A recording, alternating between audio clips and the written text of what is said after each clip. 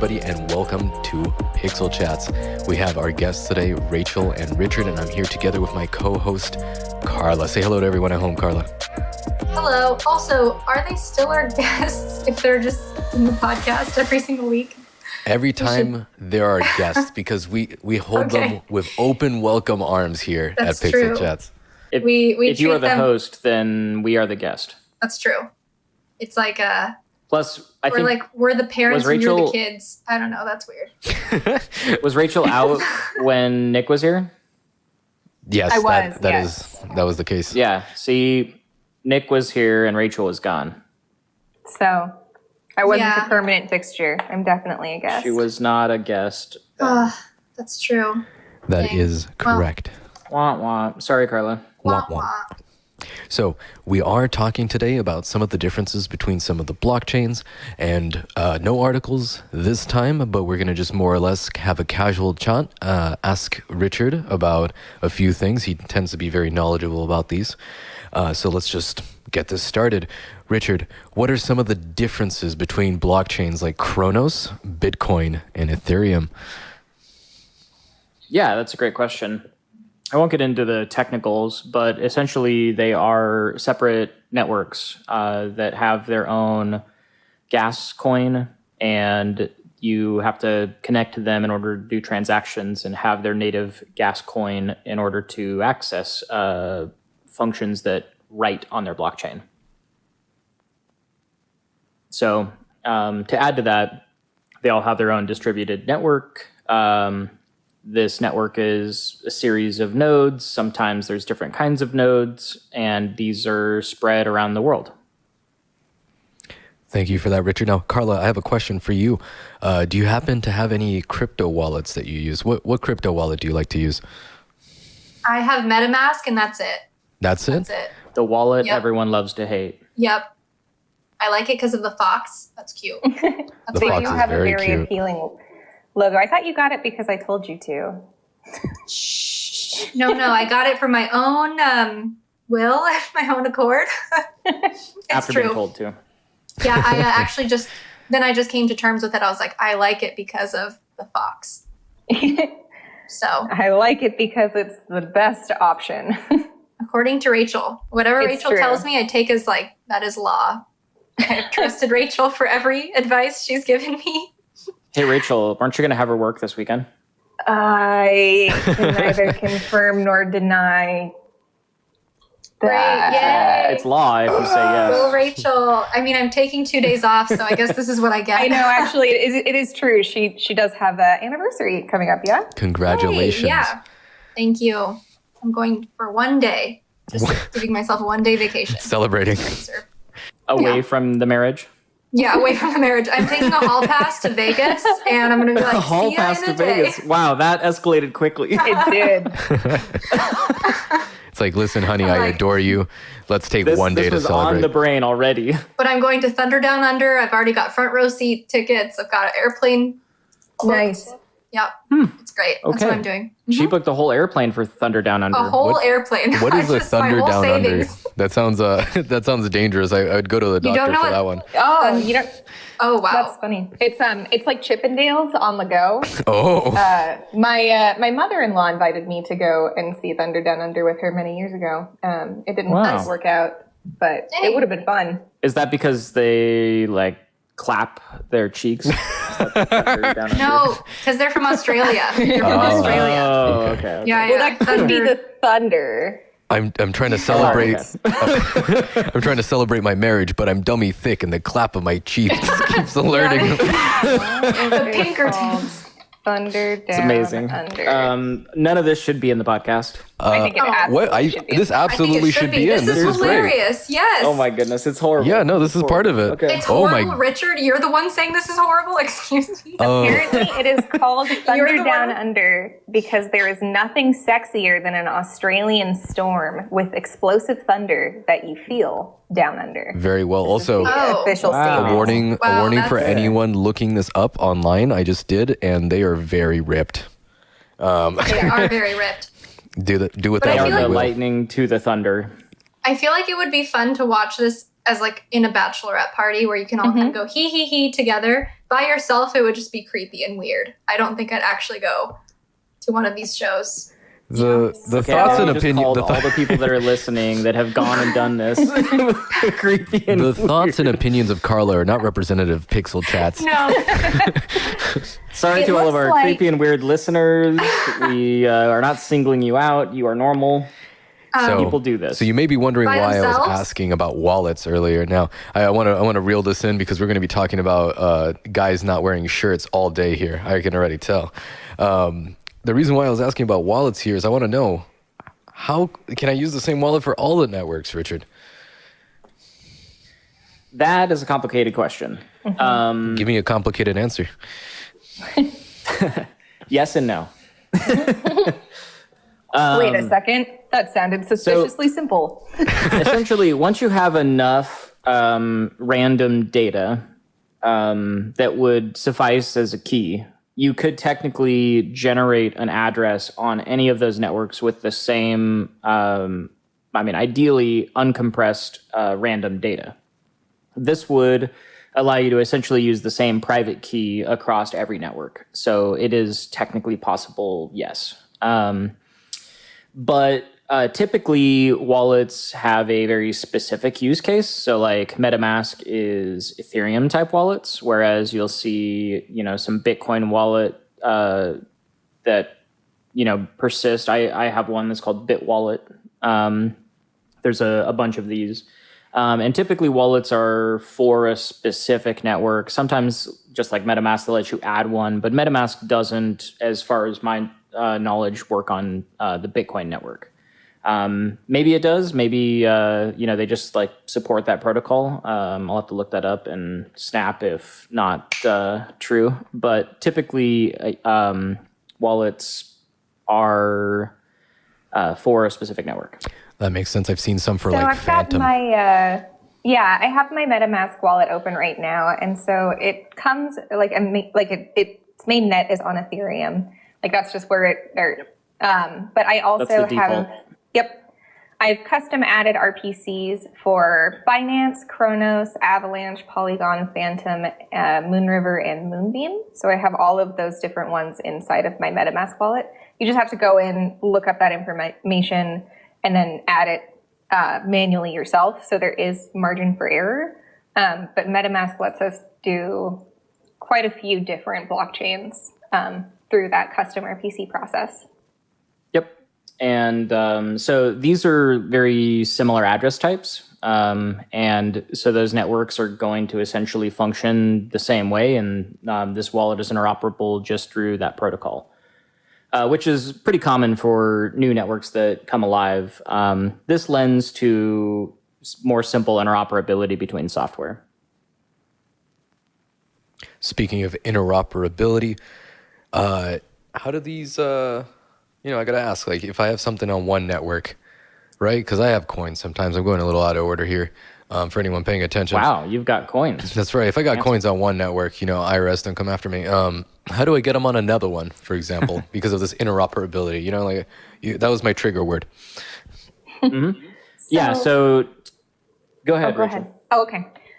You would use a bridging process. So there's different platforms that allow you to essentially, it's called bridging, which is pretty much just transferring the value of a token from one network to another. So like you can bridge tokens on Ethereum over to like BNB, for example.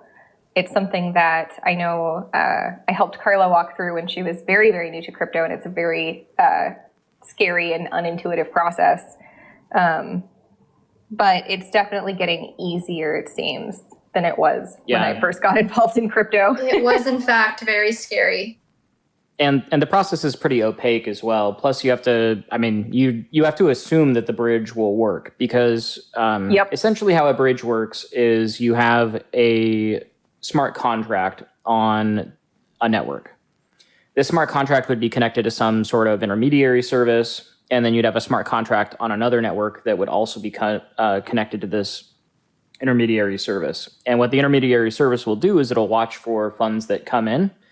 And when funds come in, it will check the address and send that address funds on the other side. But if that service goes down, then those funds could be locked for a while, or if there's some sort of problem in the process, we've seen bridges get hacked and stuff like that. Also, So a lack the of space- liquidity. Yeah. I run Yeah, into no. that sometimes.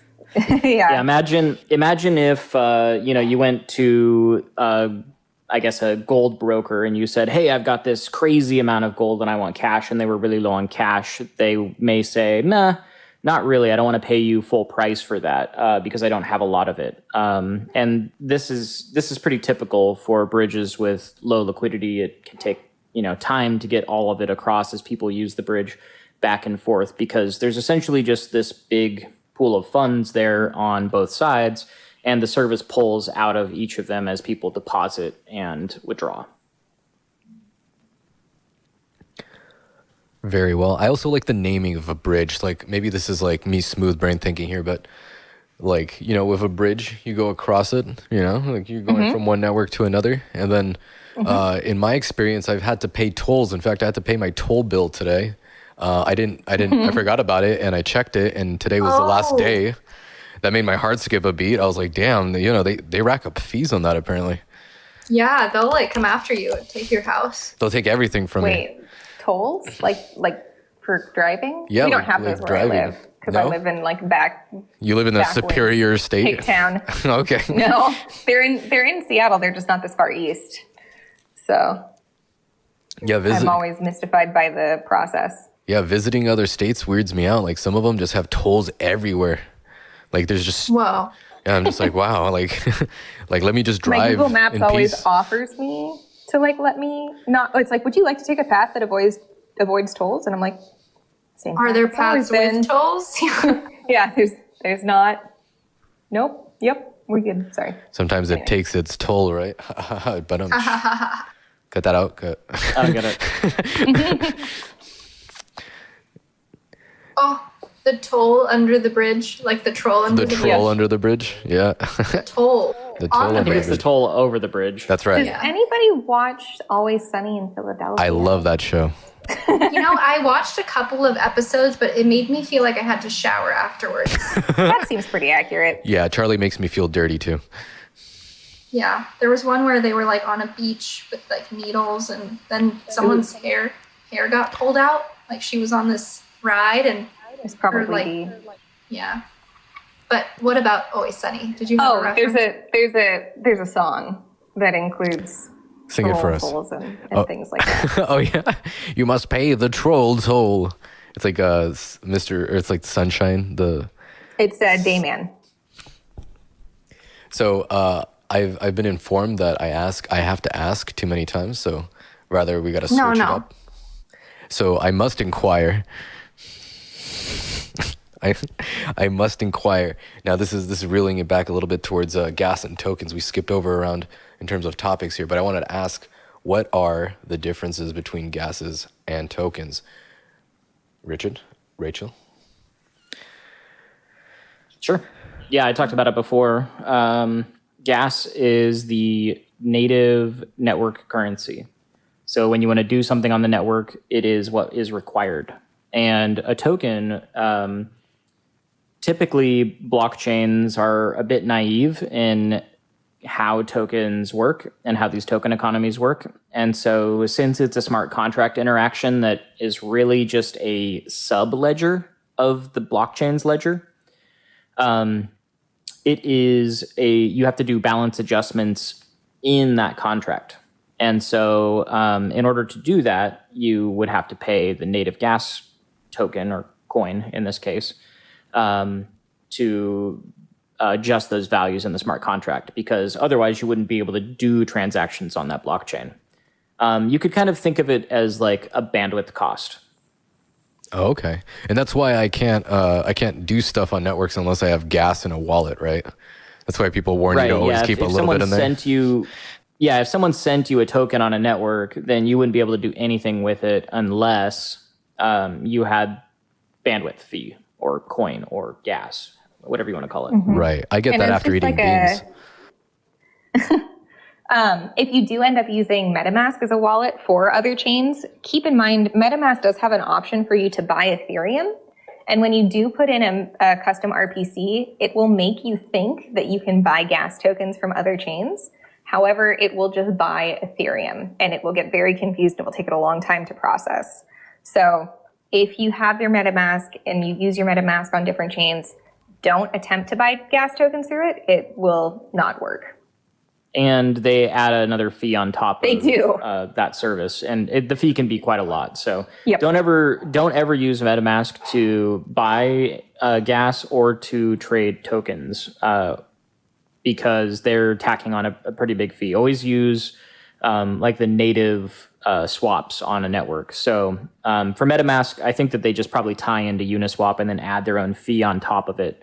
And so it would be much better to just go to app.uniswap.org. And I've read they made quite a bit of money off of that. Yes, It's not they a do, small which is, amount. Yeah. yeah, which is really sad because the product is so terrible.